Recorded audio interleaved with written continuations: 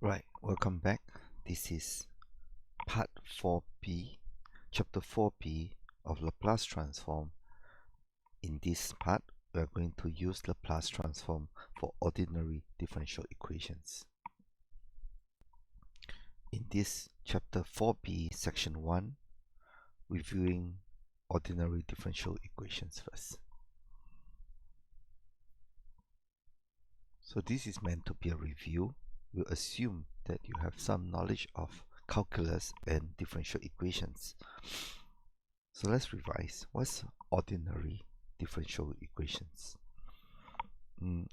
Let's start with differential equations, which is an equations that contain derivative. So for example, here is a derivative of one or more known or unknown functions with respect to independent variable. So here the independent variable is x. So y is equals to, or dy dx equals to something of some function of f of x. So the other term we are using is called ordinary.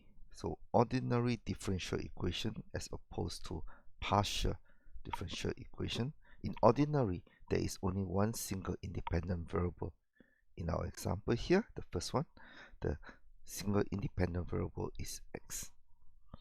In the second one, partial, where we have more than one independent variable, then you can see that the independent variable is x and y, where u is our unknown function.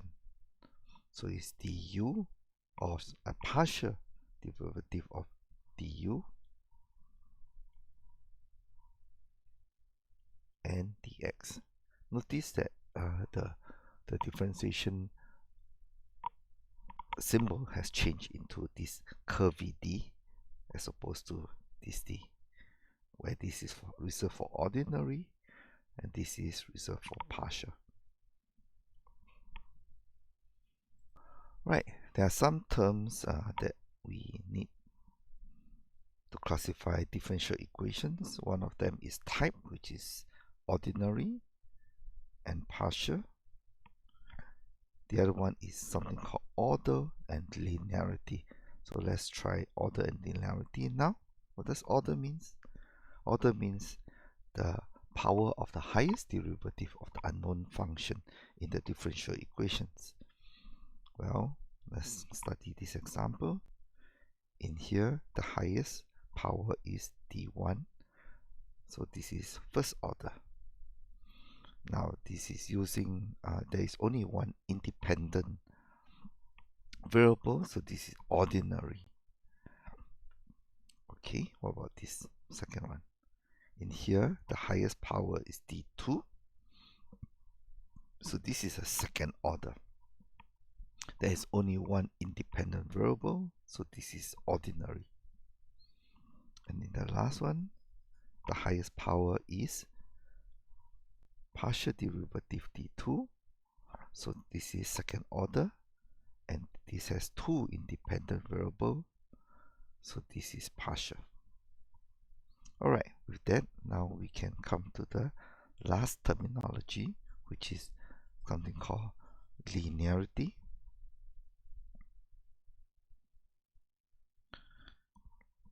We'll reserve linearity for the next page. But in brief, it is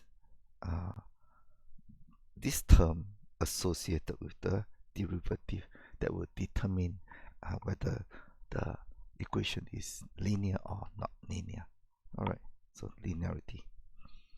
Now, in general, we can, for ordinary, we are mainly focusing on ordinary here, so we have only one independent variable. So we have high order, so n can be 1, 2, 3, whatever we want. And we have ordinary nth order.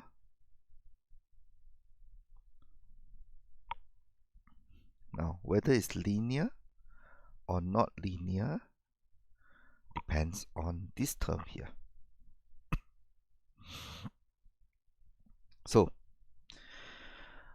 if in the case of this example, where the terms associated with the derivatives of the dependent variable, if these associate terms are only functions of x or are constants, and as long as it does not depend on y, for example, this term here is not sine y or some function of y squared root e to the power of y, then the above is an example of a linear differential equations. The second requirement is that the derivative, this part here, the dependent variable and its derivative must only be of first degree. So here is only to the power of 1. The equations does not have things like power of more than 1, or this derivative, even though it's power of 1, is to the power of k, where k is greater than 1. So to recognize whether it's linear or not linear, cast your differential equations in this form and study the functions associated or in front of this differentiation expression, and ensure that this function is at most a function of x or are constants, and make sure that they are not dependent on y. And this differentiation is of degree only 1. Let's now go to some example. So we are in this course, we are only interested in linear ordinary differential equations. So these are all examples of linear ordinary differential equations. So look at here. This is ordinary. We only have one independent variable. The functions in front of this differentiation expression is only of x or constants. The differentiation expressions only contain first order of y, and that's why this is linear. Now, how many order? This is third order, and this is ordinary. Alright, what about this guy? This guy is easy. This is second order due to this double prime here. The expression in front of this differentiation is constants. And here is 1, here's 1. So this is constant coefficient. Linear second order differential equation. How about this guy? This is y dy dx. So if everything divided by dx, then you will see that this is an expression for x multiplied by dy dx. We have y here and we have x only. So this is again in this particular case is first order ordinary linear differential equation. Alright, now some examples of nonlinear ordinary differential equations. Here y prime, so this is dy dx. The expression in front of this dy dx contain y, so immediately this is a nonlinear term. It's dependent on y, so this is nonlinear. Then okay, so this is nonlinear first. Now there is only one independent variable, so this is ordinary, and this is first order. First order nonlinear ordinary differential equation. And here is one independent variable only, so this is second order. Only one independent variable, so this is ordinary. However, in the expression of power of y once the first order, we have sine y. Therefore, this is non-linear. Okay.